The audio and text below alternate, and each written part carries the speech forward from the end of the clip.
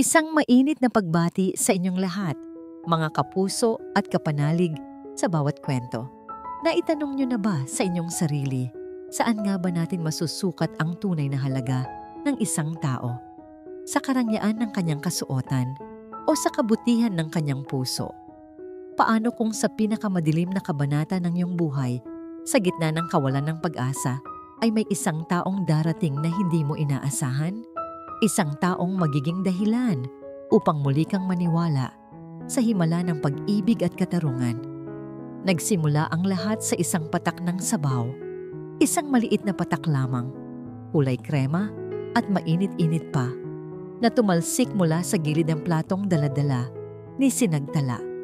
Lumapag ito sa makintab at mamahaling sapatos ng babaeng nakaupo sa pinakamagandang pwesto ng kapihan sinag-araw. Para kay Tala, ang sandaling iyon ay tila pagtigil ng mundo. Nanlamig ang kanyang mga kamay habang ang puso niya ay nagsimulang tumibok ng kay bilis. Bago pa man siya makahingi ng paumanhin, isang tinig na kasing talim ng yelo ang bumasag sa katahimikan. Ano ba? Hindi ka ba tumitingin sa dinadaanan mo? Ang babae na nakasuot ng puting bestida na mas nakakasilaw pa sa sikat ng araw sa labas ay tumayo. Ang kanyang mukha ay perpekto, ngunit ang mga mata ay puno ng pagkamuhi habang tinitingnan ang mantsa sa kanyang sapatos. Tingnan mo ang ginawa mo. Alam mo ba kung magkano ito? Siguro kahit 1 taon ka pang magtrabaho dito, hindi mo ito mababayaran. Papasensya na po, ma'am. Hindi ko po sinasadya. Nanginginig na, sabi ni Tala. Agad na kumuha ng pamunas. Yumuko siya, handang linisin ang sapatos, ngunit ang isip niya ay nasa nag-iisang bagay na mas mahalaga pa sa kanyang trabaho. Ang munting buhay sa loob ng kanyang sinapupunan. Si Dayaw, ang kanyang munting liwanag. Kanina lang, habang nagpupunas siya ng mesa, naramdaman niya ang marahang sipa nito. Isang paalala na sa kabila ng pagod at hirap, may isang anghel siyang pinag-aalayan ng lahat. Ang bawat sentimong kinikita niya ay para sa mga gamot at sa nalalapit na operasyon sa puso ni Dayaw. Ang bawat ngiti na ibinibigay niya sa mga customer ay pilit, pero kinakaya niya para sa kinabukasan ng kanyang anak. Huwag mong hahawakan yan ng marumi mong kamay. Sigaw ng babae na tinabig ang kamay ni Tala. Ang pangalan niya ay Magwayen Elizalde, isang pangalan na madalas mabasa sa mga magasin ng alta sosyedad. Pabaya, mga pulubing katulad mo, dapat hindi pinapayagang magtrabaho sa ganitong lugar. Bawat salita ay parang suntok sa sikmura ni Tala. Gusto niyang sumagot, gusto niyang ipagtanggol ang sarili. Ngunit anong magagawa niya? Isang hamak na serbidora lamang siya. At ang babaeng ito ay halatang makapangyarihan. Kailangan niya ang trabahong ito para kay Dayaw. Patawarin niyo po ako, ma'am. Hayaan niyo po. Babayaran ko na lang po ang pagpapalinis. Hindi na natapos ni Tala ang kanyang sasabihin. Sa isang iglap, isang matalim at nakakayanig na sakit ang biglang humiwa sa kanyang sinapupunan. Itinaas ni Magwayen ang kanyang paa at buong lakas na sinipa ang malaking tiyan ni Tala. Isang kolektibong hininga ng pagkagulat ang narinig mula sa ibang mga customer. Nabitawan ni Tala ang hawak na pamunas. Ang kanyang mga mata ay nanlaki sa hindi makapaniwalang sakit at takot. Ang kanyang mga kamay ay agad na napahawak sa kanyang tiyan na para bang kaya niyang protektahan ang kanyang anak mula sa pinsalang nagawa na. Yan ang bagay sa'yo, malamig na sabi ni Magwayen. Inaayos ang kanyang bestida na para bang walang nangyari, para matuto kang lumingon sa dinadaanan mo. Ngunit hindi na naririnig ni Tala ang mga salita. Ang tanging naririnig niya ay ang ugong sa kanyang tainga. Ang sakit, grabe ang sakit. Isang uri ng sakit na hindi niya pa naramdaman kailanman. Pakiramdam niya ay pinupunit ang kanyang kalamnan. Napaluhod siya. Isang mainit na likido Ang naramdaman niyang dumaloy sa pagitan ng kanyang mga binti. Nang tumingin siya sa ibaba, nakita niya ang pulang mantsa na unti-unting kumakalat sa sahig na puti. Dugo. Didayaw! Naibulong niya. Ang kanyang boses ay halos hangin na lamang.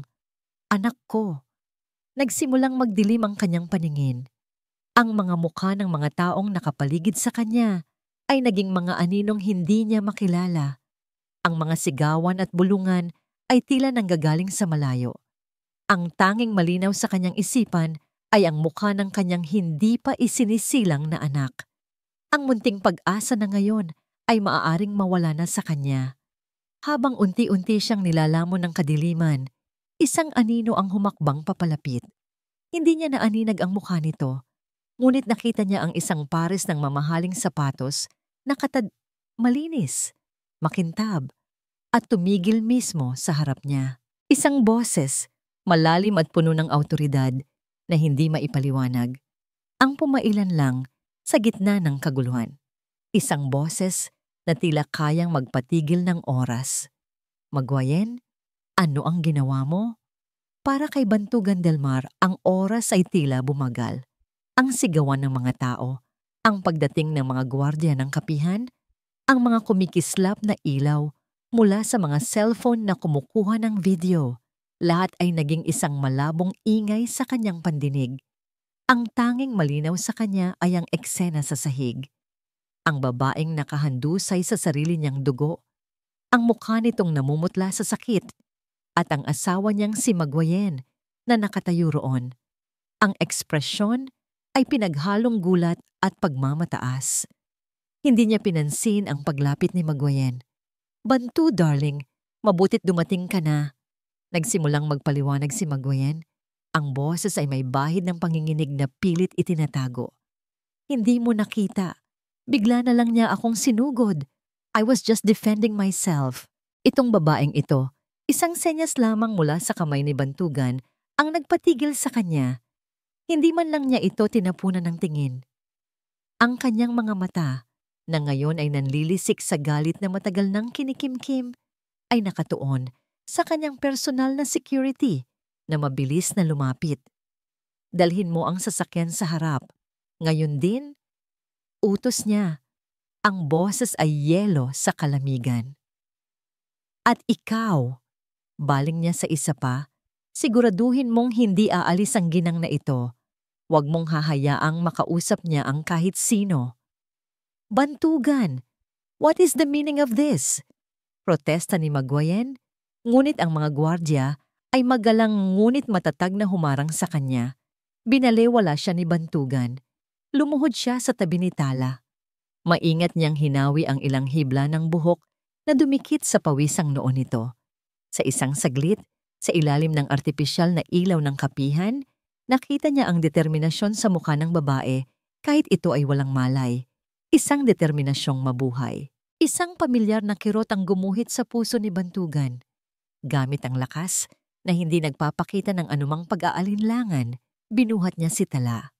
Ang katawan nito ay magaan sa kanyang mga braso, marupok. Naramdaman niya ang bahasa at mainit na dugo na unti-unting bumakat sa kanyang mamahaling Amerikana. Wala siyang pakialam. Habang naglalakad siya palabas, ang mga tao ay nagsipagbigay daan na parabang nahati ang dagat. Ang mga bulungan ay sumunod sa kanya, mga tanong na hindi niya sasagutin. Sa mga mata nila, marahil isa siyang bayani, isang anghel na bumaba mula sa langit upang magligtas. Ngunit alam ni Bantugan ang katotohanan. Ang mga pakpak na dala niya ay hindi puti. Kulay itim ito. Itim na hinabi mula sa mga taon ng puot at paghihintay ng tamang pagkakataon para sa paghihiganti. Pagsakay nila sa kotse, agad na humarurot ito patungo sa pinakamalapit na ospital na pag-aari ng pamilya Del Mar. Habang inaalalayan niya ang ulo ni Tala, ang amoy ng dugo at antiseptiko mula sa first aid kit ay nagbalik sa kanya sa isang alaala na matagal na niyang ibinaon. Isang batang Bantugan, nakatayo sa sulok ng isang marangyang restaurant. Pinapanood niya ang kanyang ina, si Luningning, na nakaluhod, Pinupulot ang mga nabasag na pinggan. Isang matabang lalaki ang nakatayo sa harap nito. Dinuduro-duro siya. Wala kang silbi. Ang bayad sa'yo ay para magtrabaho, hindi para maging pabaya. Sigaw ng lalaki. Ang lalaking yon ay ang ama ni Maguayan.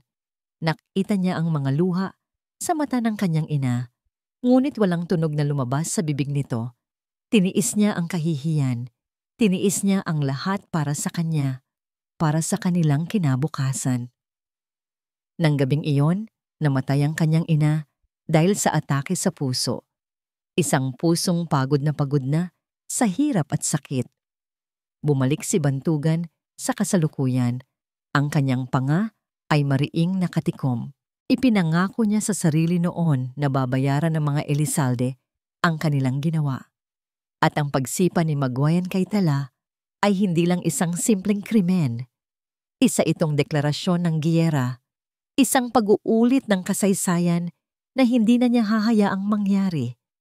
Pagdating sa ospital, ang direktor mismo ang sumalubong sa kanila, kasama ang isang team ng mga nurse na may dalang stretcher. Mr. Delmar, bati ng direktor, halatang kinakabahan. Ayusin mo ang pinakamagaling na mga doktor sa ospital na ito. Matigas na utos ni Bantugan habang maingat na inililipat si Tala sa stretcher. Gawin niyo ang lahat. Iligtas niyo siya at ang sanggol sa sinapupunan niya. Walang limitasyon sa gastos. Naiintindihan mo ba? Opo, Mr. Delmar. Masusunod po. Mabilis na sagot ng direktor bago sila nagmamadaling ipinasok si Tala sa emergency room. Naiwan si Bantugan sa pasilyo. Ang bakas ng dugo ni Tala ay nasa kanyang mga kamay at damit. Hindi siya umupo. Naglakad siya pabalik-balik. Ang kanyang isip ay isang bagyo ng mga plano at emosyon.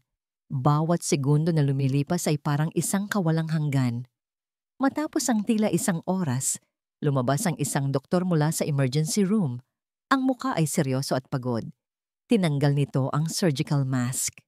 Mr. Delmar, panimula ng doktor. Ang boses ay mababa. Nagawa naming patatagin ang kondisyon ng ina, ngunit kritikal pa rin.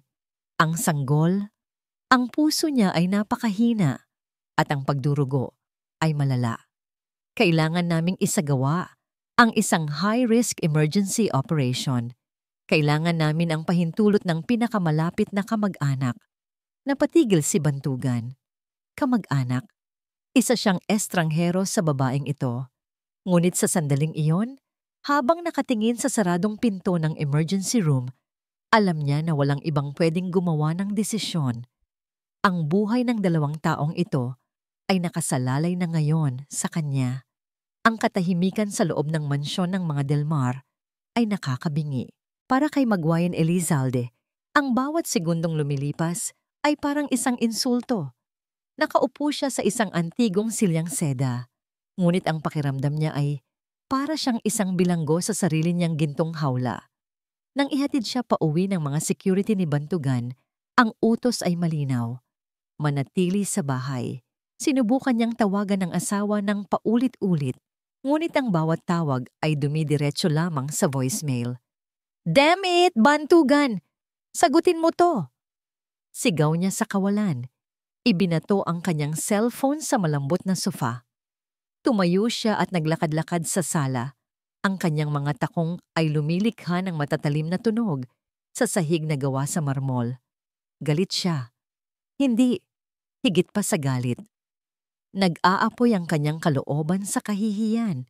Paano nagawa ni Bantugan na mas bigyan ng importansya ang isang hamak na serbidora kaysa sa kanya, ang kanyang asawa? Isang babaeng basura na nagkalat ng dumi sa kanyang mamahaling sapatos. Sa pag-iisip pa lang nito, muli siyang napuno ng puot. Dumampot siya ng isang plorerang gawa sa kristal mula sa ibabaw ng maliit na mesa at walang atubiling ibinagsak ito sa sahig. Ang tunog ng nabasag na kristal ay nagbigay sa kanya ng panandaliang satisfaksyon. Walang kwenta, bulong niya habang tinitingnan ang mga nagkalat na piraso. Isang aksidente lang yon. Deserve niya yon. Ngunit sa likod ng kanyang galit ay may gumagapang na kaba. Kilala niya si Bantugan. Malamig ito, mapagkalkula. Ang katahimikan nito ay mas nakakatakot kaysa sa anumang sigaw. Alam niyang sa mga oras na ito, gumagana na ang isip nito at kailangan niyang maunahan ito. Kinuha niya ang isa pang telepono mula sa kanyang bag at mabilis na tinawagan ang numero ng kanyang ama. Dad! Bungad niya nang sagutin ang tawag. Ang kanyang boses ay pilit na pinapakalma. I need your help. Narinig niya ang pagbuntong hininga sa kabilang linya. Magwayen! Anong gulo na naman to? May tumawag sa akin mula sa media. Tinatanong kung totoo raw na nanakit ka ng isang buntis sa isang coffee shop. It's not what it looks like. Mabilis niyang sagot. Ang kasinungalingan ay madaling nabuo sa kanyang isip. She attacked me first, Dad. Tinangka niya akong pagnakawan. I was scared for my life. It was self-defense. Self-defense? Sa isang buntis? May pagdududang tanong ng kanyang ama. Ginamit niya yon para makuha ang simpatya ng mga tao. Dad, please, you have to control the media. Gumawa kayo ng paraan. I cannot have this scandal. Paano na ang pangalan ng pamilya Elizalde? Ilang sandali ng katahimikan. Sige, sa wakas ay sabi ng ama niya. Ako na ang bahala. Pero Magwayen, ayusin mo ang gusot mo sa asawa mo. Mas malaki siyang problema kaysa sa media. Pagkababa ng telepono, bahagyang gumaan ang pakiramdam ni Magwayen, ngunit alam niyang hindi sapat ang kanyang ama. Kailangan niyang kontrolin ang naratibo. Kailangan niyang makuha ang simpatya ng publiko bago pa man makagawa ng hakbang si Bantugan. Binuksan niya ang kanyang social media account. Ang kanyang mga daliri ay mabilis na nag-type sa screen. Pinili niya ang isang litrato niya na kuha sa isang charity event kung saan yakap niya ang isang batang may sakit. Perpekto. Sinimulan niyang isulat ang caption. Bawat salita ay maingat na pinili upang magmukha siyang biktima. Hindi ko akalain na darating ang araw na kailangan kong ipagtanggol ang aking sarili sa ganitong paraan. Ngayong hapon, habang payapa akong nagkakape, ako po ay naging biktima ng isang marahas na pagtatangka. Para protektahan ang aking sarili, kinailangan kong itulak ang taong nanakit sa akin. Lingid sa aking kaalaman, siya pala ay nagdadalang tao. Labis po ang aking kalungkutan sa nangyari at ipinagdarasal ko ang kaligtasan niya at ng kanyang sanggol. Sana po ay maintindihan ninyo na kahit sino sa atin ay gagawin ang lahat para protektahan ang sarili mula sa kapahamakan. Truth will prevail. Pray for understanding. Pinindot niya ang post at ngumiti ng may kasiyahan. Perpekto. Ngayon, siya na ang bida, ang babaeng na agrabyado, ang serbidora, ang magmumukhang masama. Ilang sandali pa, narinig niya ang pagbukas ng pinto sa ibaba. Ang mga yabag na papalapit ay pamilyar sa kanya. Matatag, mabigat, at walang emosyon. Si Bantugan. Tumayo siya at sinalubong ito sa may hagdanan. Handa nang isagawa ang kanyang drama. Ngunit natigilan siya nang makita ang anyo nito. Ang damit nito ay may mga tuyong mantsa ng dugo. At ang mga mata nito, ay mas madilim pa kaysa sa gabi at nakatutok sa kanya na may lamig na tumatagos hanggang sa buto. Bantu, darling. Salamat at umuwi ka na. Simula niya, ang boses ay nagpapanggap na nag-aalala. Saan ka galing? Kumusta na yung babae? Nag-aalala ako sa kanya. Hindi ko sinasadya ang nangyari. Hindi ito sumagot. Nagpatuloy lang ito sa paglalakad hanggang sa makarating sa gitna ng sala. May dala itong isang malaking brown folder. Walang anumang salita. Inihagis niya ito sa mesang salamin. Ang tunog ng pagtama nito ay malakas at pinal. Nagulat si Magwayen. Ano yan? Sa wakas ay nagsalita si Bantugan. Ang kanyang boses ay isang mapanganib na bulong. Iyan, sabi niya, habang itinuturo ang folder. ay ang patunay ng biyahe mo sa Amanpulo noong nakaraang buwan kasama ang kalaguyo mo. Nanigas si Magwayan sa kanyang kinatatayuan. Ang lahat ng dugo sa kanyang mukha ay tila nawala. Tapos na ang laro, Magwayan. Nagising si Sinagtala sa isang silid na naliligo sa malambot at puting liwanag. Ang unang bagay na naramdaman niya ay ang kakaibang lambot ng kanyang hinihigaan. Ang kumot na nakabalot sa kanya ay mas magaan pa sa ulap. Dahan-dahan niyang iminulat ang kanyang mga mata at ang unang bumungad sa kanya ay hindi ang pamilyar na kisaming may mantsa ng tubig sa kanyang inuupahang kwarto. Isang malinis at puting-puting kisame. Mabilis na umupo si Tala, ngunit isang matinding kirot sa kanyang tiyan ang pumigil sa kanya. Napahawak siya roon at napadaing. Doon niya napansin ang dextrose na nakakabit sa kanyang kamay at ang puting uniforme ng ospital na suot niya. Ospital! Ang dugo! Si Dayaw. Ang anak ko! Bulong niya. Ang takot ay biglang bumalot sa kanyang buong pagkatao. Kinapa niya ang kanyang tiyan. Nandoon pa ang munting umbok. Pero buhay pa ba siya? Maayos lang ba siya? Miss Reyes, isang mahinahong boses ang tumawag sa kanya. Napalingon si Tala sa pinanggalingan ng boses. Isang babaeng nasa katanghalang gulang, nakasuot ng uniforme ng nurse, ang nakangiting nakatayo sa tabi ng kanyang kama. Ang nangiti nito ay mainit at puno ng pag-aalala. Ako po si Ginhawa Cruz, ang private nurse ninyo. Pagpapakilala nito. Mabuti naman at gising na kayo. Huwag po kayong masyadong gumalaw. Mahina pa po ang inyong katawan. Ang baby ko po? Ayos lang po ba siya? Nanginginig na tanong ni Tala. Ang luha ay nagsisimula nang mamuo sa kanyang mga mata. Isang masuyong na ngiti ang isinukli ni Nurse Ginhawa. Matapang ang anak ninyo tulad ng kanyang ina. Nasa critical pa siyang kondisyon pero lumalaban siya. Na-stabilize na namin kayo pareho matapos ang operasyon. Nakahinga ng maluwag si Tala, ngunit ang kaluwagan ay agad na napalitan ng panibagong pag-aalala. Operasyon? Private nurse? Isang silid na mas mukha pang hotel kaysa ospital? Magkano po lahat ng ito? Tanong niya. Ang boses ay halos hindi marinig.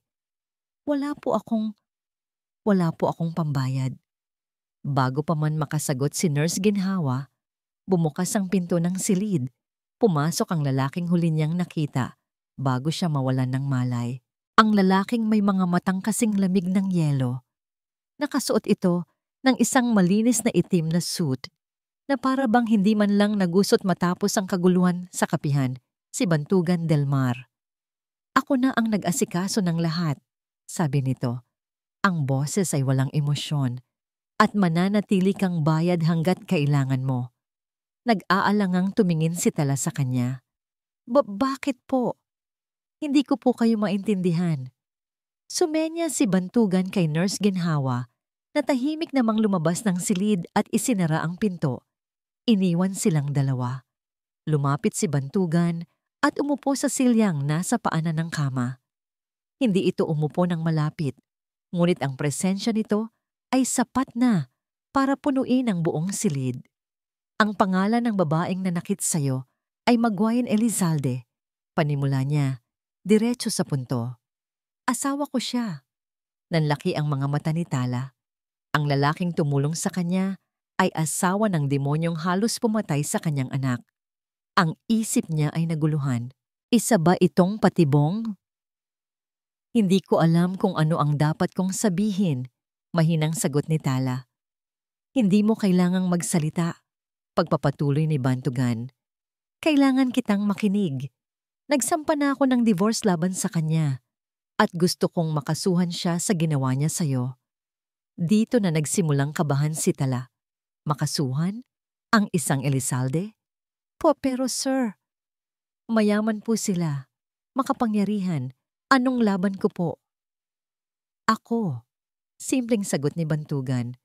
Ako ang magiging panlaban mo. Kailangan ko ang testimonya mo, Miss Reyes.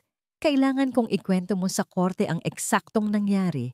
Bilang kapalit, ako na ang sasagot sa lahat ng gastusin mo at ng anak mo. Mula sa ospital, sa operasyon niya, hanggang sa pag-aaral niya. Ibibigay ko ang lahat para magkaroon kayo ng isang ligtas at magandang buhay. Natigilan si Tala. Isang alok na parang panaginip.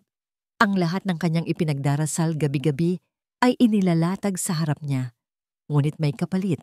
Isang kapalit na nangangahulugan ng pakikipag-away sa mga taong kayang-kayang durugin ang isang tulad niya. Naisip niya ang pamilya Elizalde, ang kanilang impluwensya, ang kanilang kakayahang baliktarin ang katotohanan. Natakot siya. "Papasensya na po, sir." Umiiling na sabi ni Tala. Ang tingin ay nasa kanyang mga kamay. "Nagpapasalamat po ako sa tulong niyo. Pero gusto ko na lang po ng katahimikan. Ayoko po ng gulo. Ang mahalaga lang po sa akin ay ang anak ko." Isang saglit na katahimikan. Nakita ni Tala ang pagtiim ng panga ni Bantugan. Tila may pagkadismaya sa mga mata nito. Tumayo ito. "Pag-isipan mo, Miss Reyes," sabi nito. Ang boses ay mas malamig kaysa kanina. "Nandito lang si Nurse Ginhawa para sa lahat ng kailangan mo." Pagkasabi noon, tumalikod na ito at naglakad palabas. Naiwan si Tala sa silid. Ang kanyang puso ay nagtatalo sa pagitan ng takot at ng munting pag-asa na isinilang ng alok nito. Nang gabing iyon, habang sinusubukan niyang matulog, biglang umilaw ang sa screen ng kanyang mumurahing cellphone na nasa ibabaw ng bedside table. Kinuha niya ito. Isang mensahe mula sa isang numerong hindi rehistrado. Binuksan niya ito. Isa itong litrato. Ang litrato ng resulta ng kanyang huling ultrasound na naiwan niya sa kanyang locker sa kapihan. At sa ilalim ng litrato, may isang maikling mensahe na nagpatindig ng lahat ng balahibo sa kanyang katawan at nagpalamig sa kanyang buong sistema. "Hindi ka makakatakas. Magsisimula pa lang ang impyerno para sa'yo at sa anak mo. Ang takot ay isang lason." Mabilis itong gumapang sa ugat ni Sinagtala. Pinparalisado ang kanyang isip at pinatigil ang kanyang paghinga. Ang mensaheng iyon sa kanyang telepono ay hindi lang isang babala. Isa itong pangako. Isang pangako ng kadiliman na handang lamunin siya at ang kanyang pinakamamahal na si Dayaw. Ang lahat ng pag-aalinlangan ni Tala ay naglaho na parang bula. Ang pagnanais niya para sa tahimik na buhay ay nabura ng mas malakas na puwersa. Ang takot ng isang ina para sa kaligtasan ng kanyang anak. Kinabukasan, nang pumasok si Bantugan sa kanyang silid, sinalubong siya ng isang desididong pares ng mga mata. "Pumapayag na po ako," sabi ni Tala. Ang boses ay mahina, ngunit matatag. "Gagawin ko po ang lahat ng sasabihin ninyo." Isang bahagyang pagbabago ang nakita ni Tala sa ekspresyon ni Bantugan. Isang kislap na hindi niya mawari. Kaluwagan ba o tagumpay? Tumango lamang ito. Isang matalinong desisyon, Miss Reyes. At mula sa araw na yon, ang mundo ni Tala ay nagbago ng husto. Matapos ang ilang linggo pa sa ospital, kung saan binantayan siya ni Nurse Ginhawa na parang isang tunay na anak, inilipat siya. Hindi sa kanyang maliit na apartment, kundi sa isang lugar na hindi niya kailanman naisip na mapupuntahan kahit sa kanyang pinakamaligaw na panaginip. Isang penthouse unit sa pinakamataas na palapag ng isang gusali sa puso ng lungsod ng Alon, Buhangin. Ang mga dingding ay salamin mula sahig hanggang kisame na nagpapakita ng isang malawak na tanawin ng syudad at ng karagatan sa malayo. Ang mga kasangkapan ay moderno at elegante. May sarili siyang silid na may kama na mas malaki pa sa dati niyang buong kwarto. "Ito ang magiging tahanan mo pansamantala," sabi ni Bantugan habang ipinapakita ang lugar. "Walang sino man ang makakapasok dito nang walang pahintulot ko. Ligtas ka rito." Ligtas. Iyon ang salitang dapat magpagaan ng kanyang loob. Ngunit habang nakatayo siya sa gitna ng karangyaan, ang pakiramdam niya ay hindi kaligtasan. kundi pagkabilanggo. Ang mga salaming dingding ay tila mga rehas ng isang gintong hawla. Si Nurse Ginhawa ay nanatili sa kanya na ngayon ay hindi lang isang nurse, kundi isang kasama. Ito ang nag-aasikaso ng kanyang mga pagkain, ng kanyang mga bitamina, at palaging nariyan para kausapin siya.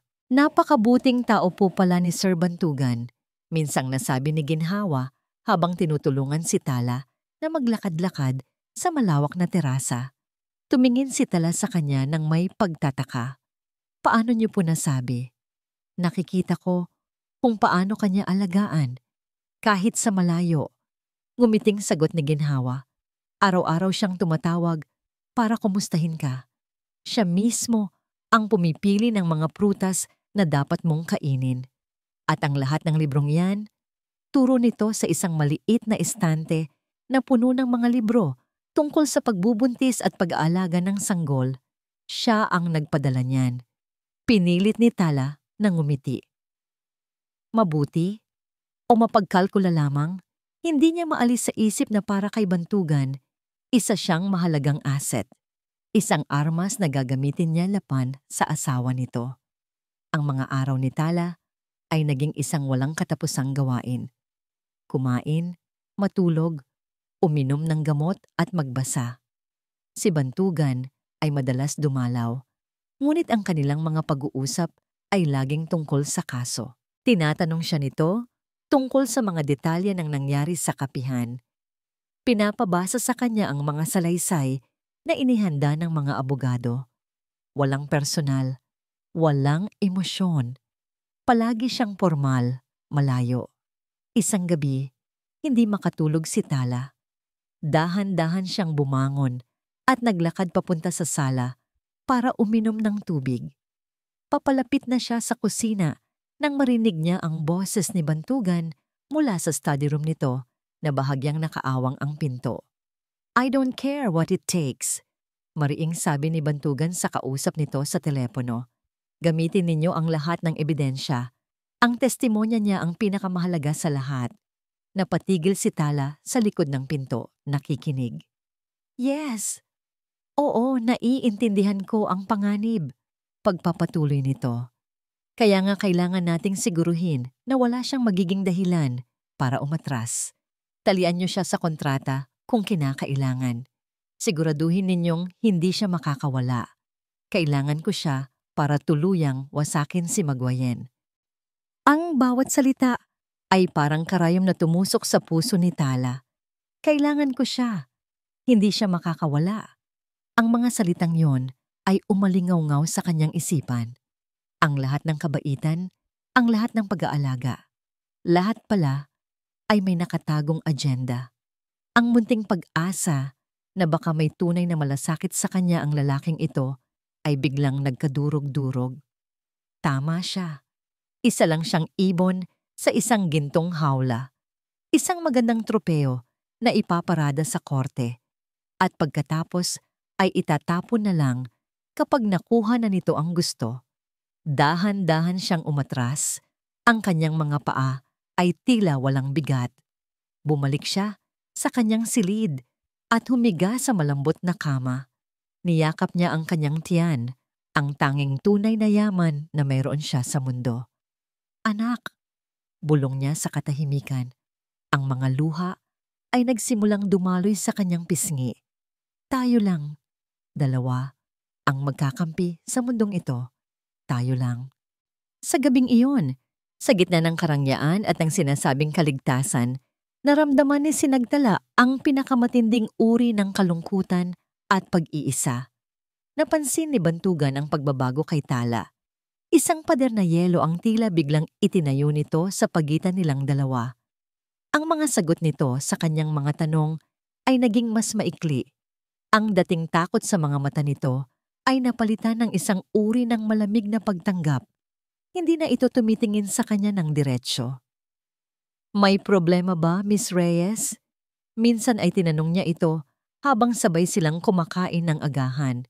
Isang ritual na sinimulan niya para masigurong maayos ang nutrisyon nito. Wala po, sir. Sagot nito. Ang mga mata ay nakatuon sa kanyang plato. Salamat po sa pagkain. Isang pakiramdam ng pagkadismaya ang gumuhi-buhit sa dibdib ni Bantugan. Isang emosyon na hindi niya madalas maramdaman. Hindi niya maintindihan. Ginagawa niya ang lahat para maging komportable ito. Binibigyan niya ito ng kaligtasan ng pinakamahusay na pangangalagang medikal. Bakit tila mas lumalayo pa ito? Marahil ay dahil pa rin sa takot. O marahil ay dahil sa pag-iisip na isa lamang siyang kasangkapan sa kanyang paghihiganti. Isinantabi niya ang personal na damdamin. Ang mahalaga ay ang plano, at ang plano ay umaayon sa kanyang kagustuhan. Sa labas ng penthouse, ang mundo ay nag-aapoy. Ang kanyang legal team ay matagumpay na nakakuha ng gag order mula sa korte na pumipigil kay Maguayen at sa pamilya Elizalde na magsalita tungkol sa kaso sa publiko. Ngunit huli na ang lahat. Ang video'y ng paninipa ni Maguayen, nakuha pala ng isang estudyante sa loob ng kapihan, ay kumalat na sa internet na parang apoy. Ngunit si Maguayen ay si Maguayen, hindi ito basta-basta susuko. Isang hapon, habang nasa kalagitnaan ng isang board meeting si Bantugan, ipinakita sa kanya ng kanyang assistant ang isang live broadcast sa telepono nito. Si Maguayen sa isang press conference na mabilis ang isinagawa ay umiiyak sa harap ng mga kamera. Hindi po ako isang halimaw. Humihikbing sabi ni Maguayen, ang muka ay puno ng pekeng pagsisisi. Ako po ay isang biktima rin. Ang babaeng iyon, si Sinagtala Reyes, ay matagal nang may lihim na relasyon sa aking asawa. Ang nangyari sa kapihan ay resulta ng isang mainit na pagtatalo. Tinangka niya akong saktan at bilang isang babaeng nagdadalamhati. Parin sa pagkawala ng sarili kong anak noon, nagawa ko ang isang bagay na labis kong pinagsisisihan. Nagtiim ang bagang ni Bantugan. Kasinungalingan, ang kapal ng mukha niyang gamitin pa ang pagkawala ng anak na hindi naman nag-exist para makuha ang simpatya ng publiko. Nag-aapoy sa galit, agad niyang tinawagan ang kanyang hepe ng legal team. I want our response in 1 hour, malamig niyang utos. Deny everything and file another case, defamation. Pagkatapos ng tawag, sinubukan niyang pakalmahin ang sarili. Ang mga galaw ni Maguayen ay desperado. Iyon ay isang magandang senyales. Ngunit ang pagbanggit nito sa anak nila ay nag-iwan ng mapait na lasa sa kanyang bibig. Isang kasinungalingang naging pundasyon ng kanilang kasal. Kinagabihan, sa kanyang opisina sa Del Mar Legacy Holdings, isang pribadong investigador na matagal na niyang kinontrata ang pumasok. Si Mr. Sandoval, isang lalaking nasa edad 50 na, ay may reputasyon sa paghahanap ng mga sikretong ayaw ipahanap ng iba. Mr. Del Mar, bati nito, inilapag ang isang manipis na folder sa ibabaw ng lamesa ni Bantugan. Sandoval, anong bago? Tanong ni Bantugan, hindi inaalis ang tingin sa mga dokumentong binabasa. Tungkol po sa pinapaimbestigahan ninyo, ang medical history ni Mrs. Elizalde. Dito na napatingin si Bantugan. Ito ang huling piraso ng puzzle na kailangan niya. 5 taon na ang nakalipas. Matapos ang ilang buwang pagdidate, inanunsyo ni Maguayen na buntis ito. Si Bantugan, na nooy sariwa pa sa kalungkutan dahil sa pagkamatay ng kanyang ina, ay naramdaman ang isang biglaang responsibilidad. Ngunit makalipas ang 2 buwan, sinabi ni Maguayen na nanakunan ito. Sa gitna ng kanilang pinagsamang pighati, niyaya siya nitong magpakasal. Pumayag siya dahil sa paniniwalang yon ang tamang gawin. May nakita ka ba? Tanong ni Bantugan. Tumango si Mr. Sandoval. Marami po. O mas tamang sabihing, meron po tayong kawalan ng ebidensya. Binuksan ng investigador ang folder. Ayon sa sinabi ni Mrs. Elizalde noon, dinala raw po siya sa St. Luke's Medical Center para sa kanyang miscarriage. Nagpunta po ako roon. Kinausap ko ang mga kontak ko at ayon sa kanilang opisyal na talaan. Huminga ng malalim si Mr. Sandoval bago nagpatuloy. Walang anumang record, Mr. Del Mar, na si Maguayan Elizalde ay na-admit sa ospital na yon para sa miscarriage 5 taon na ang nakalipas o kahit kailan. Napatigil si Bantugan. Ang kanyang mga kamay ay naging kamao sa ibabaw ng mesa. "Sigurado ka ba dyan?" Mariin niyang tanong. 100% po, sir, sagot ng investigador. Pero may nakita kaming ibang record. Sa parehong linggo na sinasabi niyang nakunan siya, may record po na pumunta siya sa emergency room ng ospital na yon. Ang dahilan po ng kanyang pagpunta? Tumingin si Mr. Sandoval ng diretso sa mga mata ni Bantugan. Ay acute food poisoning mula sa pagkain ng sirang talaba. Isang nakakabinging katahimikan ang namayani sa opisina. Ang lahat ng hangin ay tila nawala sa silid. Ang kasinungalingan, ang buong pundasyon ng kanyang 5 taong pagsasama kay Maguayan, ang kasal, ang lahat ng ito ay itinayo sa ibabaw ng isang kasinungalingan tungkol sa isang pagkaing nakakalason. Isang malamig at nakakakilabot na galit ang dahan-dahang gumapang sa kalooban ni Bantugan. Hindi ito ang karaniwang galit na mainit at mabilis. Ito ay isang uri ng galit na nagyayelo. Isang galit na kayang magwasak ng lahat ng madaanan nito. Ang paghihiganti ay isang putahe na masarap ihain ng malamig. Para kay Bantugan, ito ay nagyayelo. Ang impormasyong dala ni Sandoval ay ang huling patak na nagpaapaw sa kanyang pasensya. Ang kasinungalingan tungkol sa pagbubuntis ay hindi lang isang simpleng panlilinlang. Ito ay isang paglapastangan sa sagradong konsepto ng pagiging magulang. Isang bagay na ipinagkakait ngayon kay Tala at sa anak nito.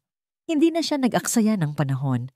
Ang awa ay isang salitang matagal nang nawala sa kanyang bokabularyo pagdating kay Maguayan.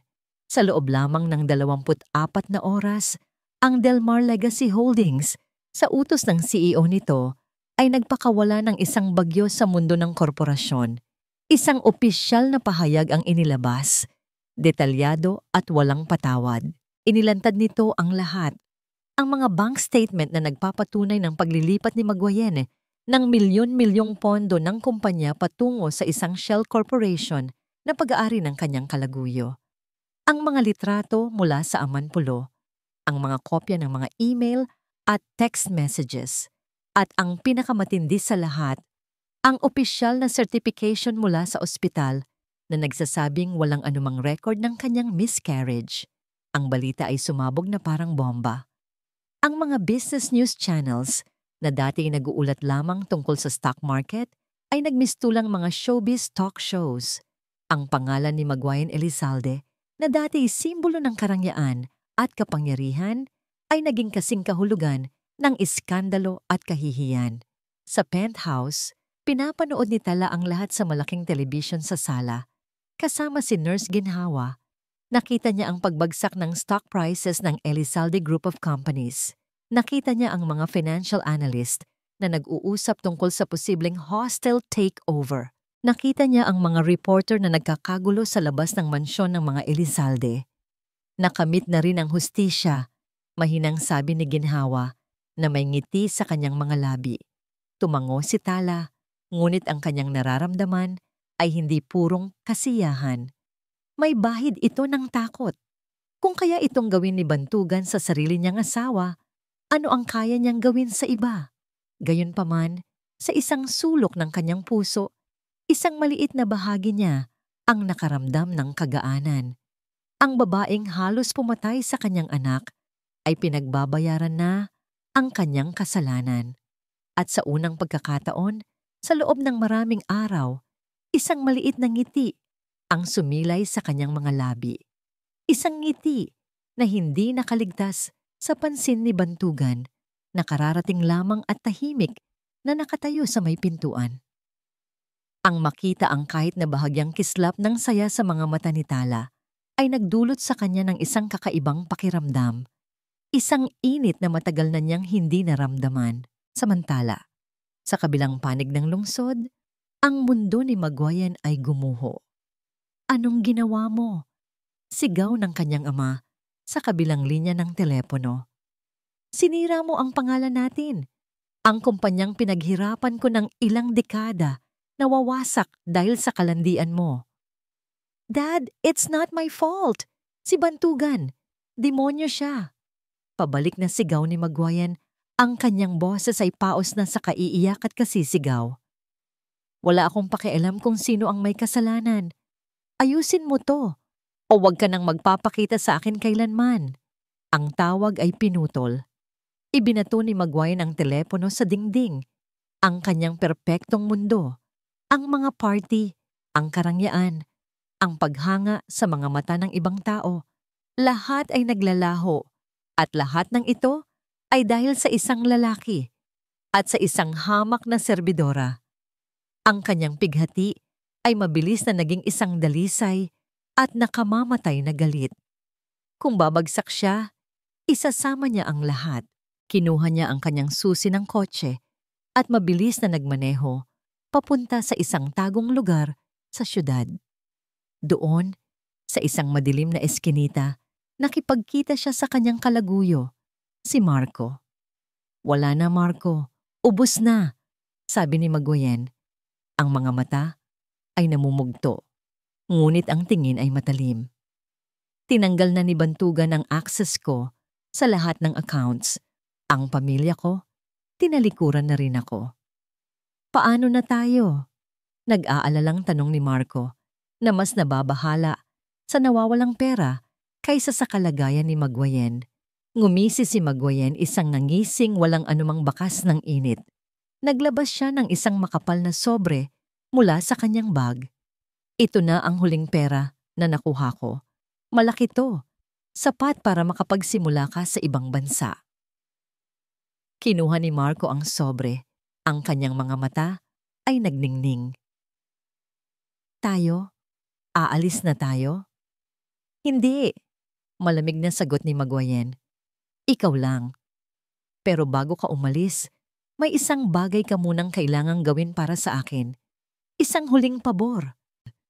May kinuha siyang isang maliit na bote mula sa kanyang bag at iniabot ito kay Marco. Walang lasa, walang amoy. Mabilis ang epekto. Kailangan mong makahanap ng paraan para maipasok yan sa penthouse ni Bantugan. Napatingin si Marco sa bote. Pagkatapos ay kay Magwayan na may pag-aalinlangan. Magwayan, sigurado ka ba dito? Pagpatay to. Hindi.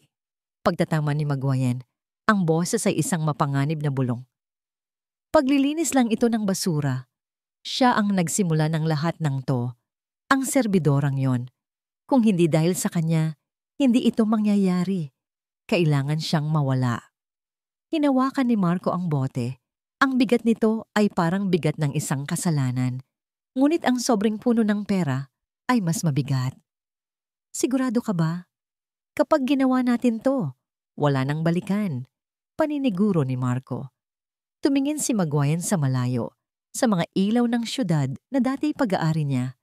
Ang kanyang ekspresyon ay naging matigas na parang bato. Gawin mo na, utos niya. Gusto kong magdusa siya. Gusto kong maranasan niya ang mawalan. Gusto kong mawala na siya sa mundo ng tuluyan. Ang hapon na yon ay nagsimula sa isang sandali ng kapayapaan. Isang pambihirang sandali sa loob ng gintong hawla. Nakaupo si Tala sa malambot na sofa habang si Nurse Ginhawa ay abala sa paghahanda ng isang baso ng sariwang mango juice. Nagtatawanan sila habang pinag-uusapan ang isang nakakatawang eksena mula sa teleseryeng pinanood nila kagabi. Sa piling ni Ginhawa, bahagyang gumagaan ang bigat sa dibdib ni Tala. Ang presensya ng mas matandang babae ay isang mainit na yakap sa kanyang kaluluwang nanlalamig. Heto, inumin mo ito. Maganda to para sa'yo at para kay Baby Dayaw, sabi ni Ginhawa. Iniaabot ang mataas na baso ng malamig na juice kay Tala. Salamat po, Ate Ginhawa, nakangiting sagot ni Tala. Ngunit bago pa man niya maabot ang baso, isang malikot na sipa mula sa kanyang sinapupunan ang nagpatigil sa kanya. Napahawak siya sa kanyang tiyan. Isang nangiti ng pagkamangha ang sumilay sa kanyang mga labi. Mukhang nagustuhan din po ni Dayaw. Nako, itong batang ito talaga. Natatawang sabi ni Ginhawa. Manang-mana sa ina, laging sabik. Inilapag ni Ginhawa ang baso sa maliit na mesa sa tabi ni Tala at umupo ito sa tapat niya. Sige na, mauuna na akong uminom ng tubig. Bigla akong nauhaw sa kwentuhan natin. Kinuha ni Ginhawa ang sarili nitong baso ng tubig na naroon na kanina pa at ininom ito. Nagpatuloy ang kanilang masayang usapan. Ngunit makalipas lamang ang ilang sandali, biglang natigil sa pagsasalita si Ginhawa. Nabitawan nito ang baso. Ang tunog ng nabasag na salamin sa marmol na sahig ay bumasag sa kanilang tawanan. Ate Ginhawa? Nag-aalalang tanong ni Tala. Napahawak si Ginhawa sa kanyang lalamunan, pagkatapos ay sa kanyang tiyan. Ang kanyang mukha ay biglang namutla. Isang tingin ng matinding sakit at pagkalito ang gumuhit sa kanyang mga mata. Sinubukan niyang magsalita, ngunit isang ungol lamang ang lumabas. At pagkatapos, na parang isang manikang pinutulan ng tali, bumagsak siya sa sahig. Ate Ginhawa! Sigaw ni Tala. Ang takot ay biglang pumalit sa kanyang pagkagulat. Lumuhod siya sa tabi nito. Nanginginig ang mga kamay. Ate! Anong nangyayari? Hindi sumasagot si Ginhawa. Ang mga mata nito ay nakapikit at mababaw ang paghinga. Sa isang iglap, ang utak ni Tala ay napuno ng sindak.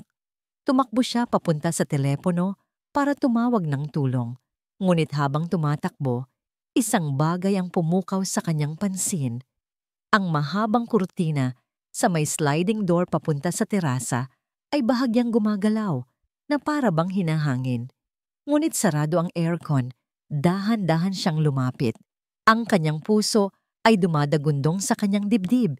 Itinulak niya ang kurtina. At doon niya nakita. Ang salaming pinto ng terasa na laging nakakandado ay bahagyang nakaawang. Isang siwang na sapat para magkasya ang isang kamay. Isang malamig na hangin mula sa labas ang dumampi sa kanyang balat. Nagpatindig sa lahat ng kanyang balahibo. May nakapasok. Ang katotohanan yon ay sumampal sa kanya ng mas malakas kaysa sa anumang sampal na natanggap niya. May nakapasok sa ligtas na lugar na ito. May nakapasok at ang kanyang mga mata ay napako sa baso ng mango juice na para sana sa kanya. Ang inuming hindi niya nagalaw at sa baso ng tubig na ininom ni Ginhawa, hindi maari. Ang lason ay para sa kanya, para sa kanila ni Dayaw.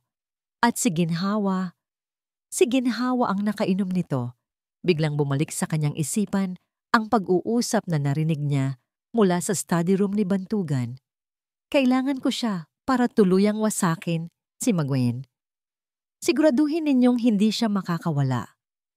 Ang lahat ay biglang nagkaroon ng isang nakakatakot na kahulugan. Hindi siya pinoprotektahan ni Bantugan. Ginagamit siya nito. Isa siyang pain. Isang pain na nakakulong sa isang magandang hawla, naghihintay na lapain ng halimaw na si Maguen. At ngayon, ang proteksyon ay nabigo. Ang halimaw ay nakapasok na. Ang pananatili sa tabi ni Bantugan ay hindi kaligtasan. Ito ay isang tiyak na kamatayan. Isang desperadong desisyon ang nabuo sa kanyang isip. Hindi na niya kayang isugal ang buhay ng kanyang anak. Hindi na. Mabilis siyang tumakbo sa kanyang silid. Hindi na niya tinawagan ang security o ambulansya. Alam niyang masisira lang ang kanyang plano. Kinuha niya ang kanyang maliit na pitaka. Kinuha ang kaunting perang natitira pa sa kanya bago ang lahat ng ito. Wala siyang kinuha na kahit anong gamit na bigay ni Bantugan. Kumuha siya ng isang piraso ng papel at nanginginig na nagsulat ng ilang salita. Inilapag niya ito sa ibabaw ng kanyang unan. Huminga siya ng malalim, hinalikan ng papel at tumakbo palabas ng silid. Bago siya tuluyang umalis, isang huling tingin ang ibinigay niya kay Ginhawa na nakahandusay pa rin. Patawad po. Bulong niya. Ang mga luha ay malayang dumadaloy gamit ang service exit.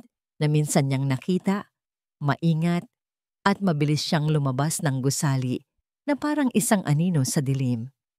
Ilang oras ang lumipas, dumating si Bantugan sa penthouse. Nagtataka kung bakit hindi sumasagot sa tawag niya si Tala o si Ginhawa. Ang bumungad sa kanya ay isang eksenang mula sa isang bangungot, mga paramedic na inaasikaso si Ginhawa at isang silid na nakakabinging walang tala. Tumakbo siya papasok sa silid nito. Ang kama ay maayos, ngunit walang tao. At sa ibabaw ng unan, nakita niya ang isang maliit at nakatuping papel. Binuksan niya ito. Salamat po sa lahat, pero sana maintindihan ninyo. Ayoko pong mamatay. Ang papel ay nayupi sa loob ng kanyang kamao na nagnginggit-ngit. Ang galit ay sumiklab sa kanyang dibdib, ngunit mas mabilis itong nilamon ng isang mas malaki at mas malakas na damdamin. Ang purong nagyeyelong takot. Takot na baka sa pagkakataong ito, tuluyan na siyang mawala. Ang piraso ng papel sa kamay ni Bantugan ay tila mas mabigat kaysa sa lahat ng bigat na binuhat niya sa buong buhay niya.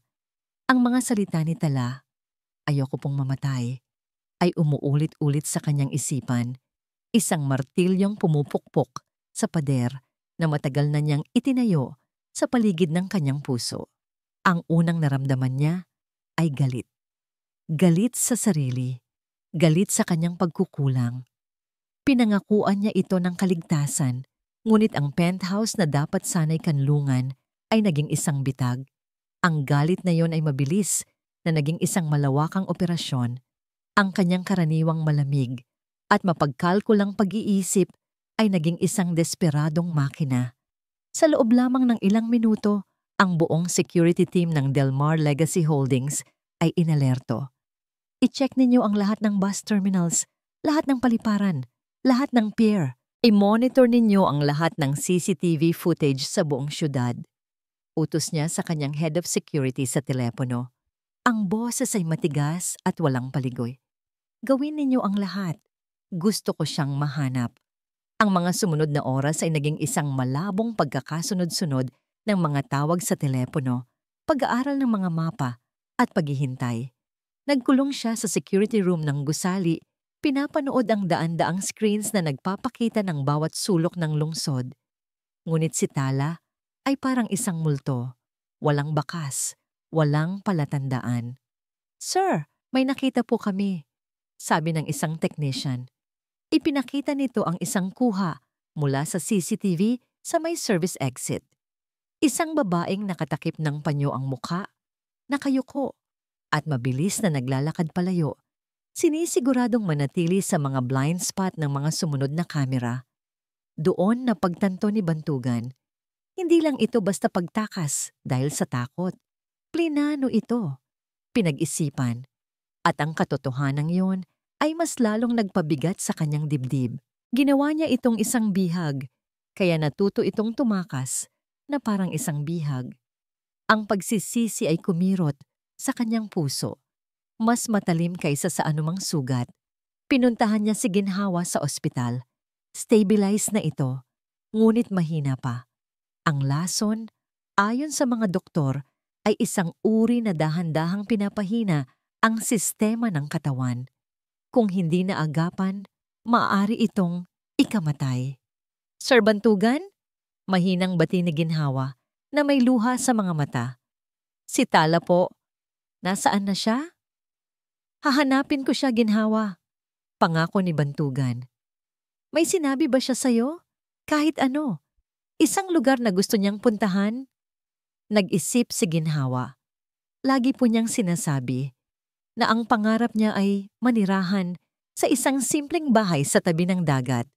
Isang lugar na tahimik kung saan maririnig niya ang mga alon pagkagising sa umaga.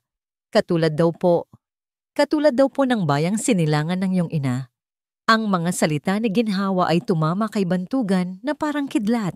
Ang maliit na bayan ng San Juan sa probinsya ng Batangas, ang lugar kung saan isinilang at lumaki si Luningning.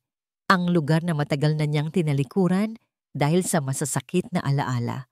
Posible kaya Isang bagong pag-asa ang sumibol sa kanya. Hindi na ito tungkol sa paghihiganti. Hindi na ito tungkol sa kaso laban kay Maguayen. Ito ay tungkol sa kanya. Sa paghahanap sa babaeng dahan-dahang nagpapatibok muli sa kanyang halos manhid ng puso. Iniwan niya ang kanyang mga tauhan upang magpatuloy sa paghahanap sa syudad. Mag-isa siyang nagmaneho patungo sa timog. Habang papalayo siya sa lungsod ng alon-buhangin, tila unti-unti ring humuhupa ang bagyo sa kanyang dibdib. Pinalitan ito ng isang tahimik na determinasyon.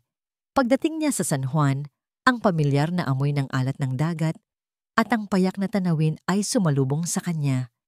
Ipinark niya ang kanyang mamahaling sasakyan at nagsimulang maglakad. Ibang-iba siya sa lugar na yon, ngunit hindi niya ininda. Nagtanong-tanong siya sa mga mangingisda, sa mga tindera sa palengke. Ipinakita niya ang litrato ni Tala mula sa kanyang telepono. Nakita niyo po ba ang babaeng ito? Buntis po siya. Karamihan ay umiling, ngunit isang matandang nagtitinda ng isda ang tumitig ng matagal sa litrato. Parang nakita ko siya kaninang umaga, sabi ng matanda. Naglalakad mag-isa, papunta sa may dalampasigan, malapit sa lumang parola. Mukhang malalim ang iniisip.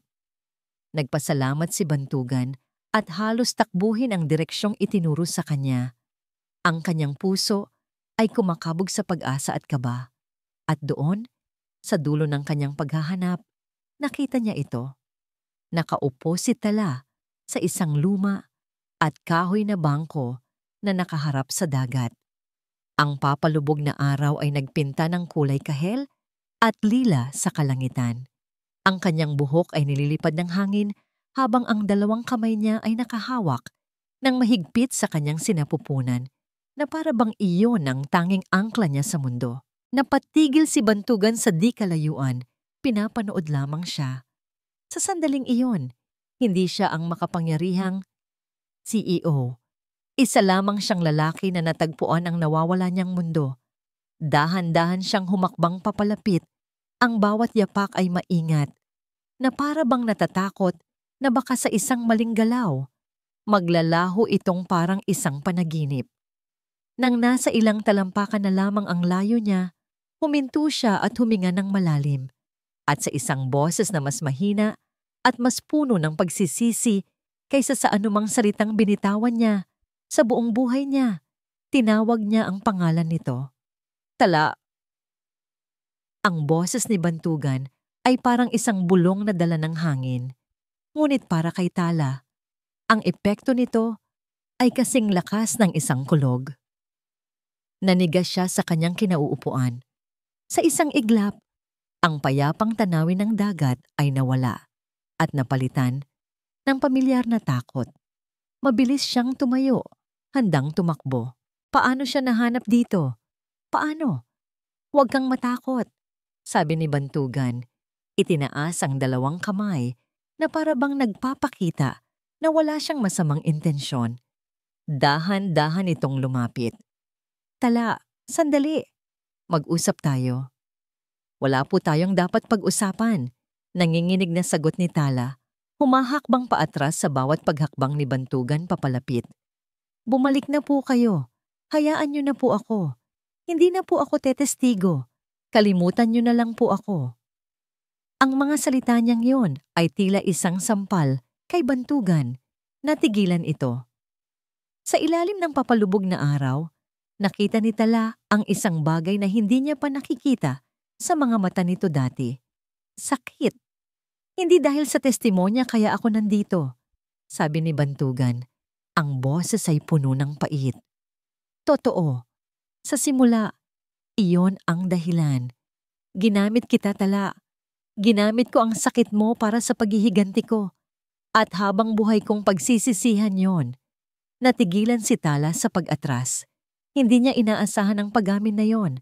Nalaman kong may nakapasok sa penthouse. Pagpapatuloy ni Bantugan, ang kanyang mga mata ay hindi bumibitaw sa kanya. Nalaman ko ang tungkol sa lason. Si Ginhawa. Nasa ospital siya ngayon, pero ligtas na. Isang maliit na hininga ng kaluwagan ang kumawala kay Tala sa narinig, ngunit agad itong napalitan ng pagdududa. "Bakit niyo po ito ginagawa?" tanong si niya. "Bakit hanggang dito sinusundan niyo pa rin ako?" "Dahil nang mawala ka," sabi ni Bantugan, na ngayon ay nakatayo na ilang hakbang na lang mula sa kanya. "Napagtanto ko na wala ng kwenta ang paghihiganti kung mawawala ka rin. Napagtanto kong hindi na si Magwayan ang iniisip ko, kundi ikaw at si Dayaw."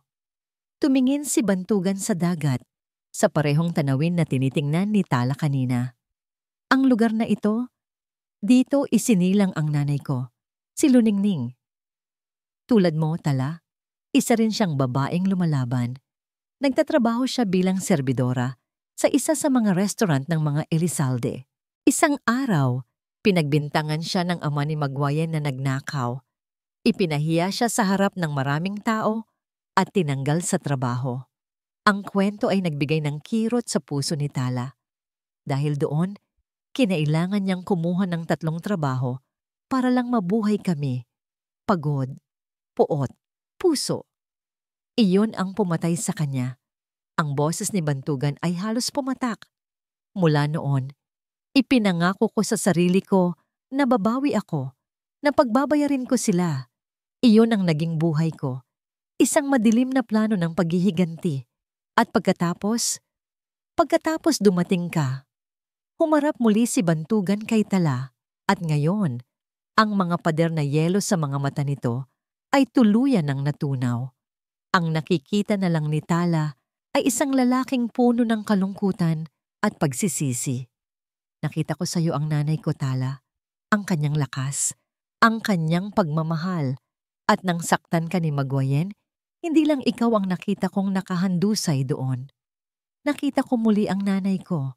At sa pagkakataong ito, ipinangako ko sa sarili ko na hindi na ako papayag na wala akong gawin." Kinuha ni Bantugan ang isang bagay mula sa kanyang bulsa, isang luma at maliit na kwintas na may pendant na hugis bituin. "Ito ang naiwan sa akin ni nanay. Ang pangalan niya, Luningning. Ibig sabihin, kumikinang, tulad ng isang bituin. Tulad mo." Sinagtala. Ang lahat ng depensa sa katawan ni Tala ay gumuho. Ang takot ay napalitan ng isang emosyon na hindi niya maintindihan. Isang halo ng awa, pag-unawa, at isang bagay na mas malalim pa. Ang lalaking kinatatakutan niya ay isa ring taong sugatan na nagtatago sa likod ng isang maskara ng galit at kapangyarihan. Hindi niya namalayan. Ang mga luha ay isa-isa nang dumadaloy sa kanyang mga pisngi. Hindi luha ng takot, kundi luha ng pagkaunawa. "Patawarin mo ako, Tala," sabi ni Bantugan. Ang boses ay basag. "Patawarin mo ako sa paggamit ko sa'yo, sa paglalagay ko sa'yo sa panganib. Hindi ko nahihilingin ang testimonya mo. Ang tanging hinihiling ko lang ay hayaan mo akong protektahan ka. Hayaan mong alagaan ko kayo ni Dayaw. Hindi bilang isang armas, kundi bilang isang bagay na mas mahalaga pa." Hindi na napigilan ni Tala ang sarili. Humakbang siya papalapit at niyakap ang kanyang tiyan. Ang sakit, ang takot, ang pag-iisa. Lahat ay bumuhos sa kanyang mga iyak. At sa unang pagkakataon, hindi siya umiiyak mag-isa. Dahan-dahang lumapit si Bantugan at, sa isang kilos na puno ng pag-iingat at pagsuyo, niyakap niya si Tala. Hindi ito isang yakap ng pag-aari, kundi isang yakap ng kanlungan. Sa ilalim ng buwan na nagsisimula ng sumikat, 2 sirang kaluluwa ang nagtagpo, naghahanap ng lunas sa piling ng isa't isa. Nang biglang tumunog ang telepono ni Bantugan, bumasag sa kanilang sandali. Sinagot niya ito, habang ang isang braso ay nananatiling nakayakap kay Tala. "Yes?" sabi niya. Nakinig siya sandali. Ang kanyang muka ay naging seryoso. "Understood. Proceed as planned." Ibinaba niya ang telepono at tumingin kay Tala. "Ang mga pulis," sabi niya, "handa na sila. Aarestuhin nila si Magwayen sa charity ball na ginaganap ngayong gabi. Ang Grand Ballroom ng Manila Peninsula Hotel ay isang dagat ng diamante at sutla.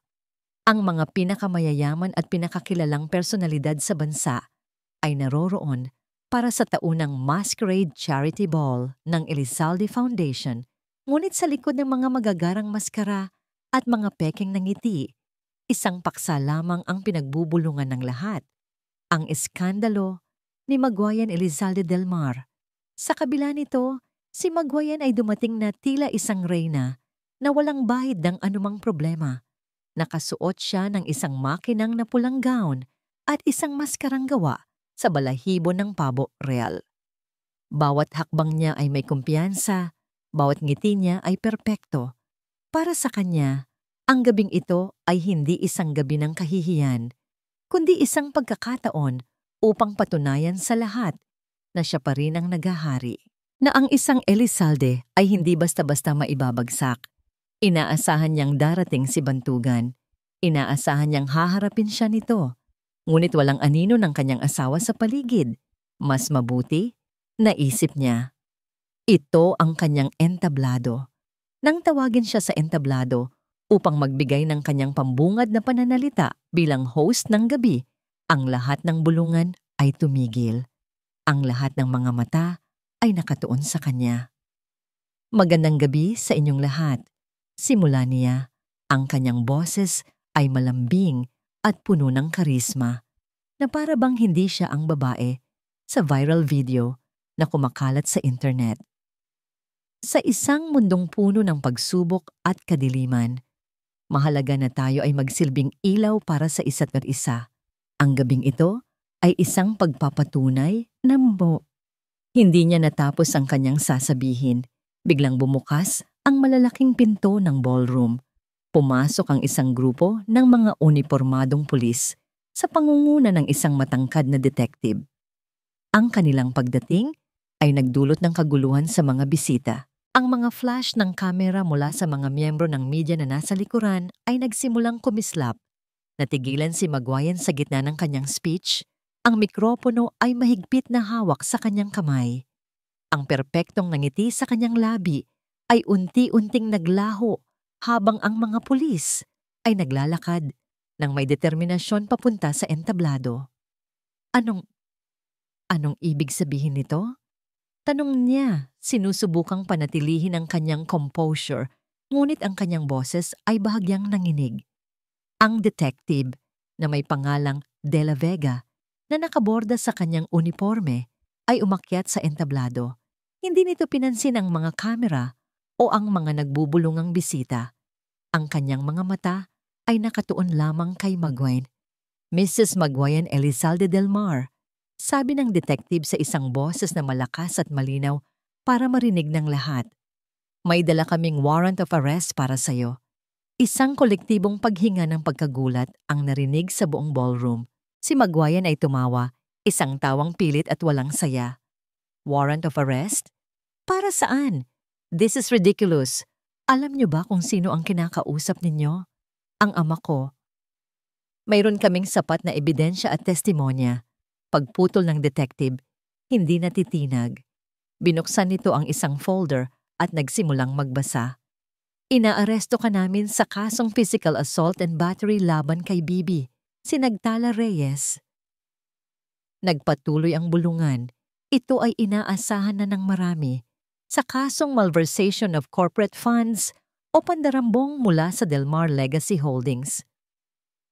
Ang bulungan ay naging mga halinghing ng pagkabigla. Ang ama ni Maguayan na nakatayo malapit sa entablado ay napapikit na lamang sa kahihiyan at pagkatapos ibinagsak ng detective ang huling bomba. At sa kasong frustrated murder, sa tangkang paglason kay Bibi Reyes, sa pamamagitan ng iyong kasabwat na si Marcos Sandoval, na kasalukuyan na ring nasa aming kustodiya. Kung ang mga naunang akusasyon ay isang alon, ang huli ay isang tsunami na bumasag sa buong pagkatao ni Maguayan. Ang kanyang maskara ay tuluyang gumuho. Ang kanyang mukha ay nabalot ng hindi makapaniwalang takot at purong galit. Kasinungalingan. Lahat yan ay kasinungalingan. Sigaw niya. Ang kanyang boses ay hindi na malambing, kundi matinis at puno ng pagkasuklam. Biktima ako dito. Biktima ako. Bantugan. Gawa mo to. Gawa mo to. Dalawang babaeng pulis ang umakyat sa entablado at marahang hinawakan ng kanyang mga braso. Nagpumiglas siya. Huwag niyo akong hahawakan ng marurumi niyong kamay. Hindi niyo alam kung sino ako. Ang mga flash ng kamera ay walang tigil, kinukunan ng bawat anggulo ng kanyang pagbagsak. Ang reyna ng alta sosyedad, ngayon ay isang kriminal na nagwawala. Sa harap ng mundong dati, isinasamba siya. Habang ipinoposas siya, ang kanyang mga mata ay galit na naghahanap sa mga tao.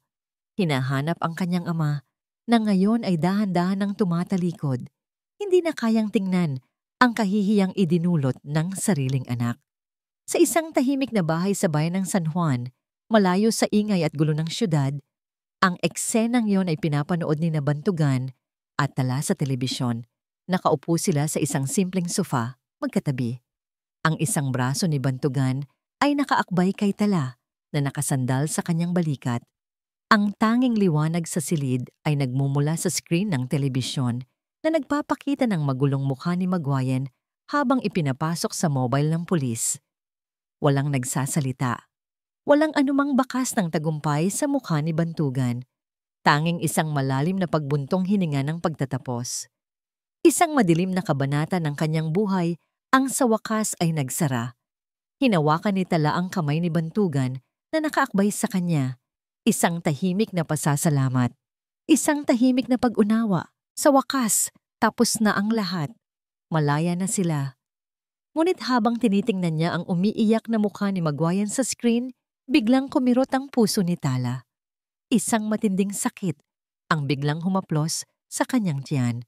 Mas matindi kaysa sa alinmang sakit na naramdaman niya noon. Napabitiw siya sa kamay ni Bantugan at napahawak ng mahigpit sa sarili niyang kamay. Ang kanyang paghinga ay biglang bumilis. Tala? Anong nangyayari? Nag-aalalang tanong ni Bantugan. Agad na umayos ng upo. Napatingin si Tala sa kanya. Ang kanyang mga mata ay nanlalaki sa pinaghalong sakit at pagkaunawa. Isang mainit na likido ang naramdaman niyang dumaloy sa kanyang binti. Humigpit ang hawak niya sa braso ni Bantugan. Ang kanyang mga kuko ay bumaon dito. Huminga siya ng malalim. Bantu. Nahihirapang sabi niya. Ang pawis ay nagsisimulang mamuo sa kanyang noo. Ang sakit. Parang oras na. Ang mga pader ng delivery room ay puti at malamig. Ngunit ang hangin sa loob ay puno ng init, ng dasal, at ng pag-ibig na hindi masusukat. Sa kauna-unahang pagkakataon sa buong buhay niya, naramdaman ni Bantugan del Mar ang isang uri ng takot na hindi kayang tumbasan ng anumang pagbagsak ng stock market o pagkawala ng yaman. Ito ay isang takot na kaakibat ng pinakadalisay na pag-asa. Hindi niya binitawan ang kamay ni Tala. Sa bawat pag-iri nito, sa bawat butil ng pawis na pumapatak sa noo nito, naroon siya, bumubulong ng mga salita ng pagpapalakas at pagmamahal. Kaya mo yan, Tala. Nandito lang ako. Kasama mo kami ni Dayaw. At pagkatapos ng tila isang kawalang hanggan na puno ng sakit at pagsisikap, isang manipis, ngunit malakas na iyak ang pumuno sa silid. Ang pinakamagandang musika na naririnig ni Bantugan sa buong buhay niya. Ipinatong ng doktor sa dibdib ni Tala ang isang maliit na nilalang, balot sa puting kumot.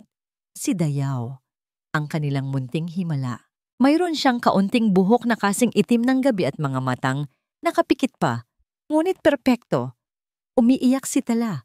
Ngunit ngayon ay luha na ng purong kaligayahan. Hinaplos niya ang malambot na pisngi ng kanyang anak. Dayaw, anak ko! Lumapit si Bantugan at sa unang pagkakataon, hinaplos niya ang kanyang anak. Sa pagdampi ng kanyang daliri sa maliit na kamay nito, gumuho ang lahat ng natitirang pader sa kanyang puso. Ang CEO na walang kinatatakutan, ang lalaking nabuhay sa paghihiganti ay wala na. Ang natira na lamang ay si Bantu, isang ama. Makalipas ang 1 taon, ang hangin sa San Juan ay may dalang amoy ng alat at ng bagong pag-asa. Sa dalampasigan kung saan sila muling nagkita, isang bagong tanawin ang madalas na makikita ng mga residente. Si Bantugan Del Mar, na nakasuot lamang ng simpleng puting t-shirt at shorts, ay tumatawa habang hinahabol ang isang maliit na batang babae na ngayon ay natututo ng humakbang sa buhanginan. "Dahan-dahan lang, prinsesa ko," sabi niya habang maingat na inaalalayan si Dayaw. Ang maliit na bata ay tumatawa. Ang kanyang mga mata ay nagniningning na parang dalawang bituin, katulad ng sa kanyang ina. Nakaupo si Tala sa isang banig hindi kalayuan, pinapanood ang kanyang mag-ama. Ang kanyang puso ay puno ng kapayapaan na hindi niya kailanman inakalang posible. Si Dayaw, matapos ang isang matagumpay na operasyon sa puso na pinunduhan ni Bantugan, ay isa ng malusog at masiglang bata. Sa tabi ni Tala ay isang folder. Binuksan niya ito at muling binasa ang isang liham na paulit-ulit na niyang binabasa. "Dear Luningning Foundation, ako po si Althea, isang single mother. Dati po nawalan na ako ng pag-asa. May butas sa puso ang anak ko at wala akong sapat na pera para sa operasyon niya. Pero dahil po sa tulong ninyo, nabigyan ng pangalawang buhay ang aking anak. Hindi ko po alam kung paano magpapasalamat. Dahil sa inyo, muli akong naniwala sa kabutihan. Pagpalain po kayo ng Diyos." Ngumiti si Tala. Ang Luningning Foundation na itinatag ni Bantugan bilang parangal sa kanyang ina ay nakatulong na sa daan-daang ina na katulad niya. Ang sakit ng nakaraan ay naging isang instrumento ng pag-asa para sa hinaharap. "Ano yang binabasa mo?" tanong ni Bantugan. Umupo sa tabi niya habang karga-karga si Dayaw na ngayon ay inaantok na. "Isang pasasalamat," sagot ni Tala. Ipinakita ang sulat. "Sigurado akong masaya si Nanay Luningning Ining kung nasaan man siya ngayon." Tumango si Bantugan. Ang kanyang tingin ay nasa malawak na karagatan. "Alam ko." Kinuha niya ang kamay ni Tala at pinisil ito. Ang kanilang mga daliri ay nagsalikop na parang dalawang sanga na sa wakas ay natagpuan ng isa't isa. Wala ng penthouse, wala ng mga abogado o bodyguards. Ipinagkatiwala ni Bantugan ang pamamahala ng kumpanya sa kanyang pinagkakatiwalaang board at piniling manirahan dito sa San Juan sa isang bahay na itinayo nila malapit sa dagat. Isang simpleng buhay, isang tunay na buhay. Si Maguayen ay nahatulan ng habambuhay na pagkakakulong. Ang pamilya Elizalde ay nawalan ng kapangyarihan at yaman. Ngunit ang mga balitang yon ay hindi na mahalaga sa kanila. Ang kanilang mundo ay hindi na umiikot sa paghihiganti o sa nakaraan. Ang mundo nila ay narito na, sa maliit na pamilyang ito sa tabi ng dagat. Habang papalubog ang araw, ipinatong ni Tala ang kanyang ulo sa balikat ni Bantugan. Si Dayaw ay mahimbing nang natutulog sa mga braso ng kanyang ama. "Natatandaan mo ba," bulong ni Bantugan, "kung paano nagsimula ang lahat?" Ngumiti si Tala. "Isang patak ng sabaw. Isang sipa." Pagtatama ni Bantugan, may bahid ng pagsisisi sa kanyang boses. Umiling si Tala at tiningnan siya ng may dalisay na pagmamahal. "Hindi," sabi niya. "Nagsimula ang lahat sa isang pagtulong, sa isang anghel na may madilim na pakpak." Hinalikan ni Bantugan ang noo ni Tala, pagkatapos ay ang noo ni Dayaw. Tumingin siya sa papalubog na araw, sa mga alon na humahalik sa dalampasigan, at sa dalawang babae na nagbigay ng bagong kahulugan sa kanyang buhay. Sinimulan niya ang lahat sa isang sipa.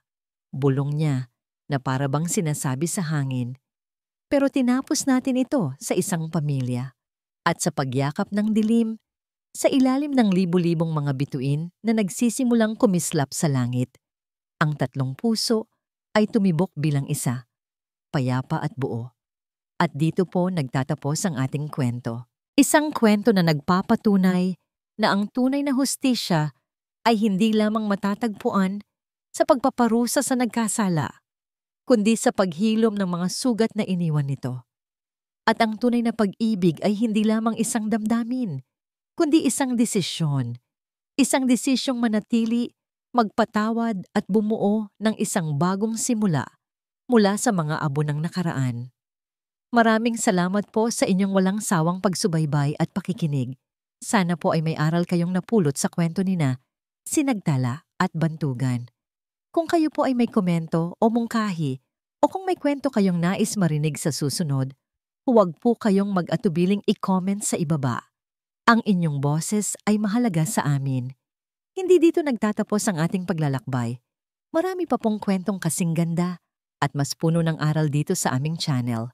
Kung nagustuhan nyo ang kwentong ito, i-like, i-share sa pamilya at mga kaibigan, at mag-subscribe na rin para lagi kayong updated sa mga susunod pa naming kwento.